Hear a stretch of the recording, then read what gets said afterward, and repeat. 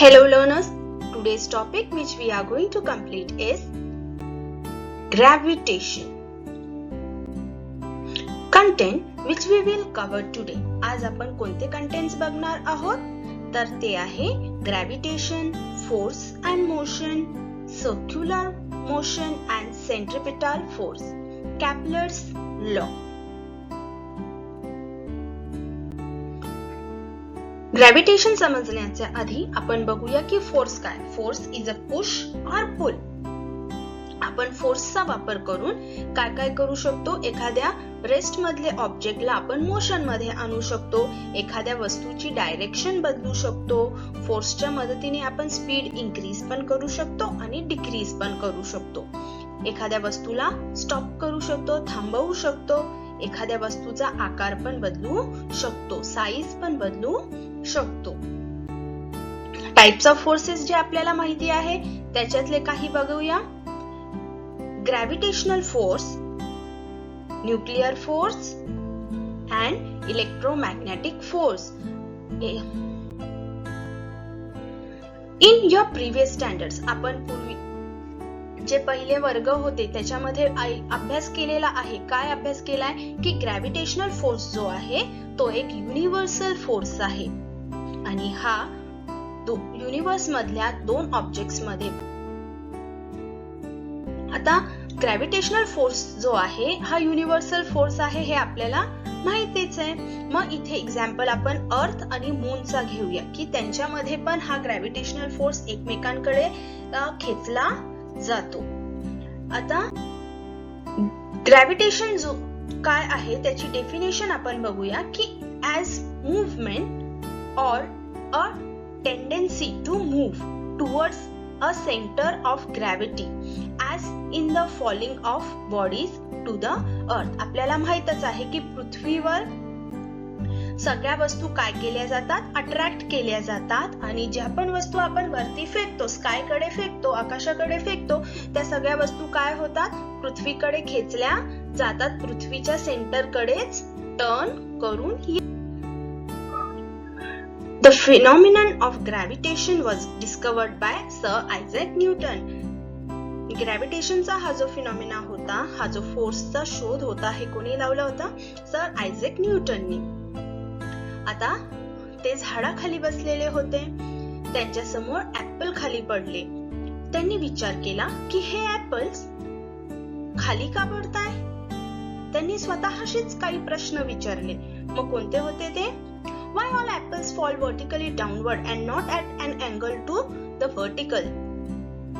हे जे ऍपल खाली पडताय ते वर्टिकली डाऊनवर्डच का पडताय? ते अँगल का बरं फॉर्म करत नाही बरं? Why do not they fly in a horizontal direction? Horizontal direction मध्ये का बरं फॉर्म करत नाहीये? हे काही प्रश्न त्यांच्या डोक्यामध्ये सतत चालू होते. ते त्यांचा विचार करत होते. मग शेवटी त्यांनी एक कन्क्लुजन काढलं की अर्थ काहीतरी फोर्स अप्लाय करून सगळ्या वस्तू स्वतःकडे खेचत असतील आणि जेवढे पण वस्तू खाली पडतायत ते सगळे सेंटरकडेच अट्रॅक्ट होतात.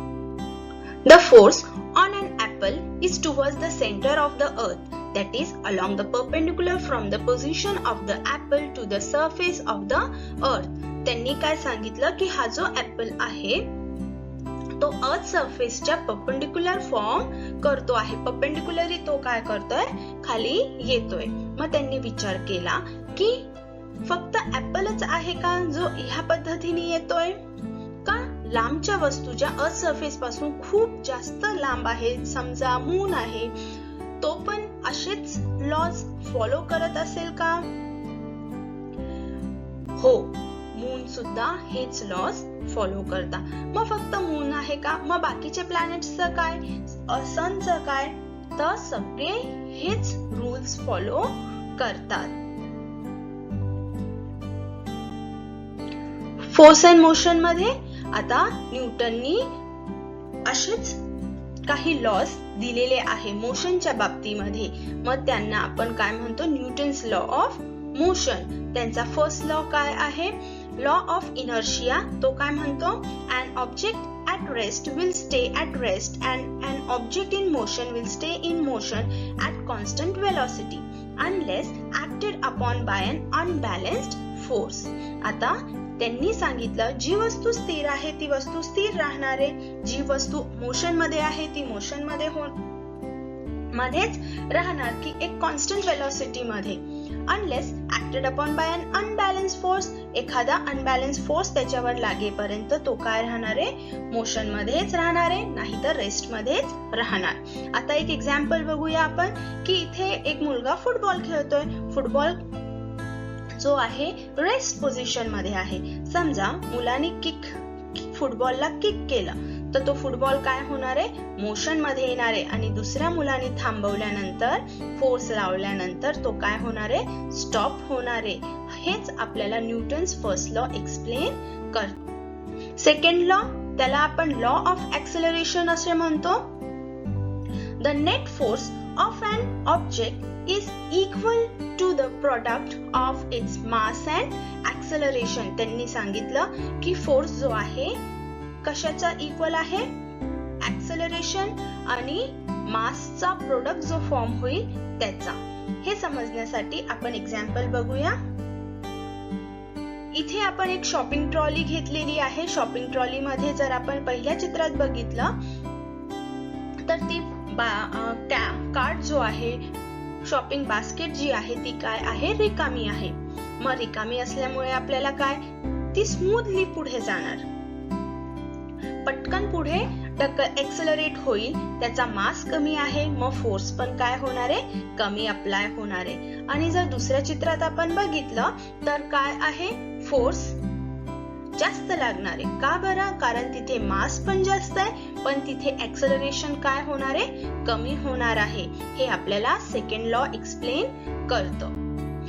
थर्ड लॉ काय एक्सप्लेन करतं आपल्याला, for every action there is an equal and opposite reaction. हे एक्सप्लेन करण्यासाठी आपण दोन एक्झाम्पल बघूया. पहिलं एक्झाम्पल आहे रॉकेटचा.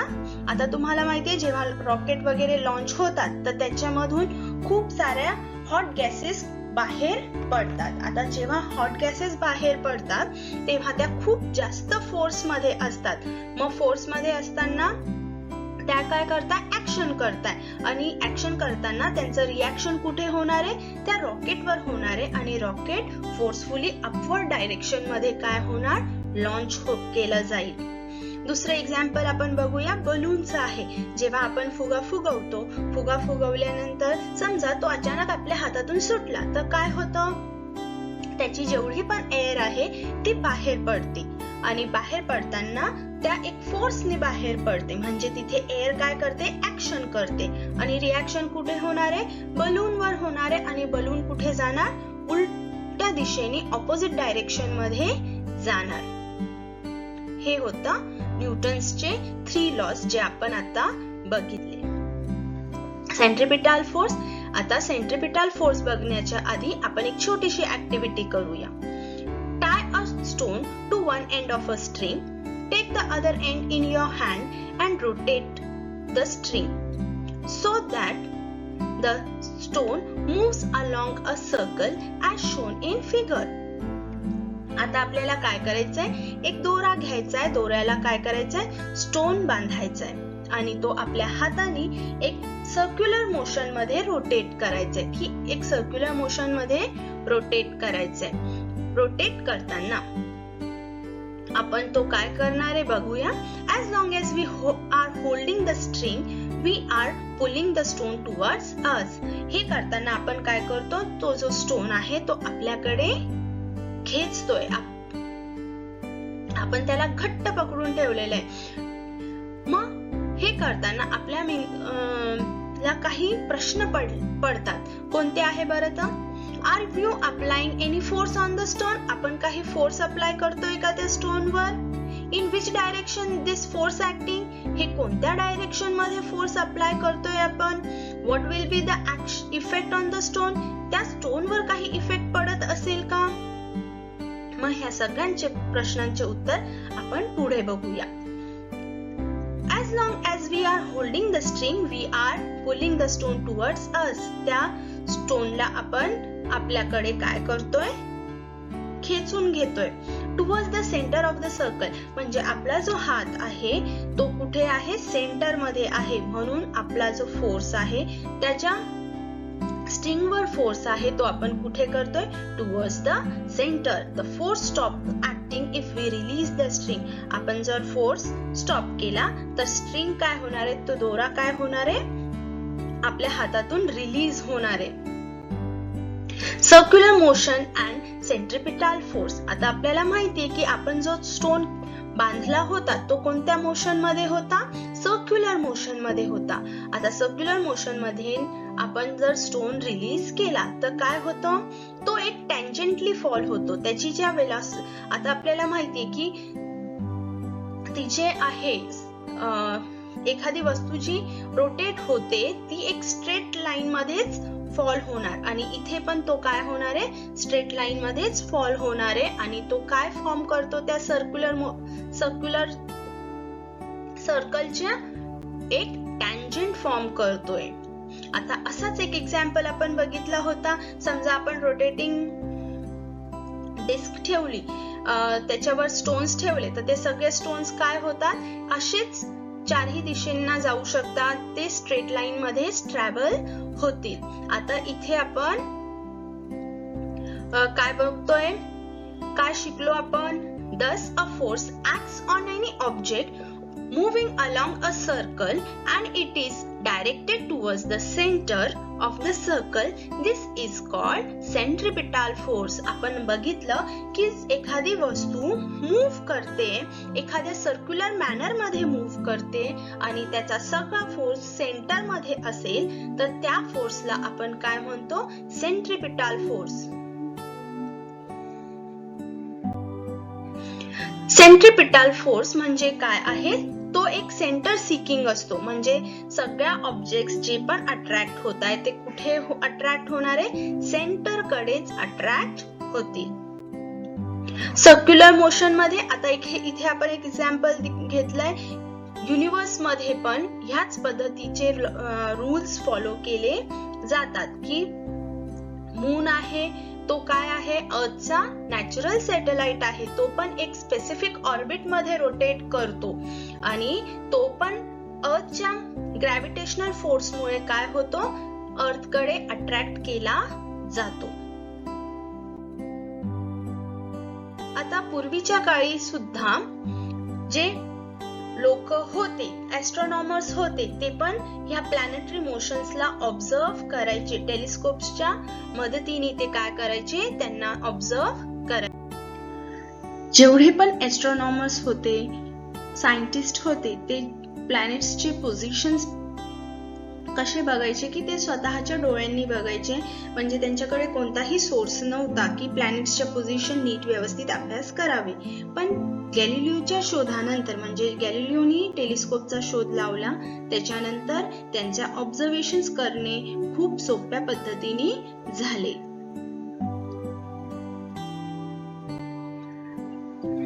आणि गॅलिलिओच्या अभ्यासाने, त्यांच्या पूर्वीच्या ॲस्ट्रॉनॉमर्सच्या अभ्यासाने 16th सेंचुरी पर्यंत खूप जास्त डेटा ॲस्ट्रॉनॉमर्स कडे काय झाला होता, मिळाला होता. प्लॅनेटरी मोशन्स बद्दल, प्लॅनेटरीचे पोझिशन्स बद्दल त्यांना खूप सारा डेटा मिळाला होता. म्हणजे ज्याचा अभ्यास करून ॲस्ट्रॉनॉमर, सायंटिस्ट त्याचा यूज करू शकत होते.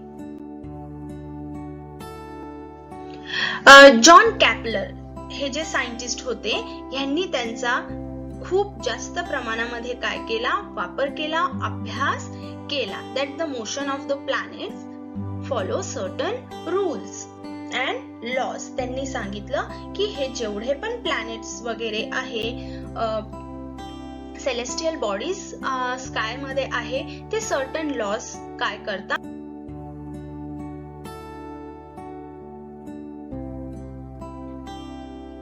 आणि त्यांचे 3 लॉज होते. आपण त्यांचे 3 लॉज बघूया. These are known as Kepler's law. आणि हे जे लॉज आहे त्यांना आपण केपलर्स लॉ असे म्हणतो. केपलर्स लॉ समजण्यापूर्वी आपण बघूया की एलिप्स काय आहे, फोकाय काय आहे. मग एखादा सर्कल ड्रॉ करायचा असेल तर आपण काय करतो, सेंटर घेतो, बरोबर की नाही. आता हा जो सेंटर आहे तो आपल्यासाठी काय असणार आहे, फोकस असणार आहे. आणि जर समजा आपल्याला ओव्हल शेप ड्रॉ करायचा असेल, एलिप्स ड्रॉ करायचा असेल तर तिथे काय असतात, दोन फोकाय असतात, दोन सेंटर आपण म्हणू शकतो की दोन फोकस असतात, म्हणून त्यांना फोकाय म्हटलं जातं. आता एलिप्स म्हणजे काय आहे बघूया. एलिप्स जो आहे, एखाद्या कोनला जर आपण मिडल मधून तिरका कट केला, इन्क्लाइन प्लेन मध्ये कट केला, तर तो जो शेप तयार होणार आहे त्याला आपण एलिप्स म्हणतो. ह्या एलिप्स मध्ये जे फोकाय असतात,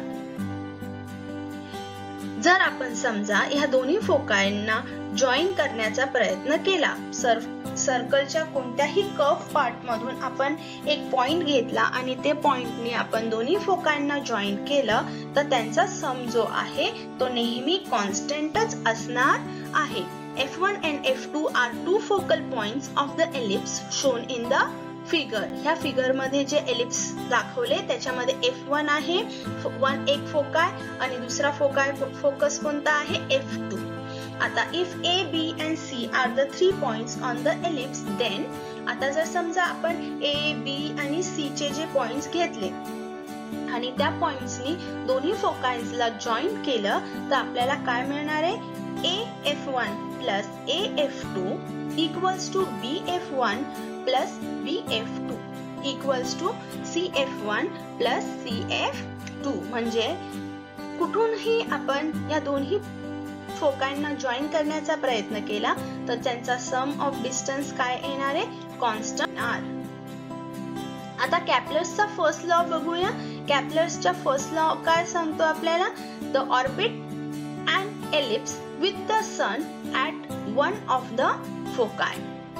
त्यांनी सांगितलं की ह्या ऑर्बिट मध्ये, ह्या एलिप्सच्या ऑर्बिट मध्ये सन हा एक फोकाय असणार आहे. म्हणजे कोणत्याही एका फोकसवर कोण असणार आहे, सन असणार आहे. The ellipse orbit of a planet revolving around the sun. The position of the sun is indicated by S. आता समजा हा अर्थचा ऑर्बिट आहे, अर्थच्या ऑर्बिट मध्ये सन काय असणार आहे, एक फोकाय असणार आहे. केप्लर्स सेकंड लॉ काय एक्सप्लेन करतोय बघा. The line joining the planet and the sun sweeps equal area in equal interval of time. त्यांनी सांगितलं की जेवढ्या वेळामध्ये तो एरिया कव्हर करतोय तेवढ्याच वेळामध्ये तेवढाच एरिया तो दुसऱ्या वेळेस पण कव्हर करणार. म्हणजे A आणि B चा जेवढा वेळ त्याला कव्हर करण्यासाठी लागला, A पासून B पर्यंत पृथ्वीला जेवढा वेळ लागला तेवढाच वेळ C आणि D ला कव्हर करण्यासाठी पण लागणार आणि तेवढाच एरिया तो कव्हर करणार आहे. म्हणजे 1 आणि 2 चा सम काय असणार आहे, इक्वल असणार आहे. A चा 1 चा जेवढा एरिया कव्हर झालाय, जेवढ्या वेळामध्ये कव्हर झालाय तेवढ्याच वेळामध्ये, तेवढ्याच टाइमामध्ये 2 ला पण कव्हर होणार. E आणि F ला पण तेवढाच वेळ लागणार. हे केप्लरच्या सेकंड लॉ मध्ये आपल्याला समजलं. केप्लर्सचा थर्ड लॉ काय आहे, the square of its period of revolution around the sun is directly proportional to the cube of the mean distance of a planet from the sun.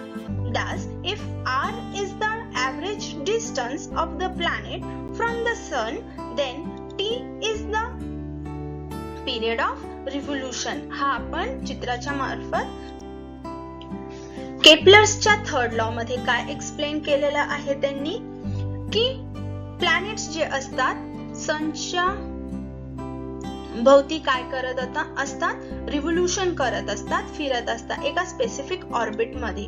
आता ह्या ऑर्बिट मध्ये rotate करताना काय असणार आहे, तो जो डिस्टन्स आहे सन आणि अर्थचा जो ऑर्बिटचा डिस्टन्स आहे त्याला आपण काय म्हणतो, आर म्हणतो. काय म्हणणार आहे आपण?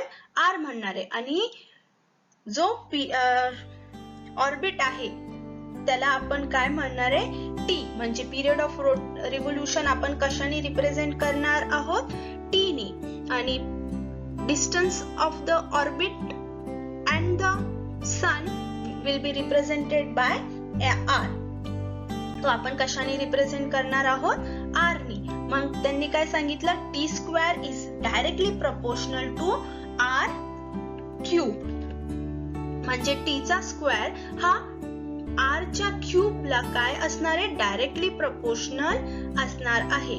That is T square upon R cube equals to constant. आणि तो काय असणार आहे? कॉन्स्टंट असणार आहे. आणि तो आपण कशाने रिप्रेझेंट करणार आहोत? के ने रिप्रेझेंट करणार आहोत. Kepler obtained these laws simply from the study of the position of planets obtained by regular observations. He had no explanation as to why planets obey these laws. त्यांनी केपलरनी हे जे 3 लॉज आपल्याला explain केले, हे सगळे कशावरनं केले? त्यांनी प्लॅनेट्सला रेग्युलर बेसिस वरती ऑब्झर्व केलं, त्यांचा खूप सारा अभ्यास केला, पण ते हे एक्सप्लेन करू शकले नाही की हे सगळे लॉज हे प्लॅनेट्स का बरं फॉलो करतात. आणि आता आपण पुढच्या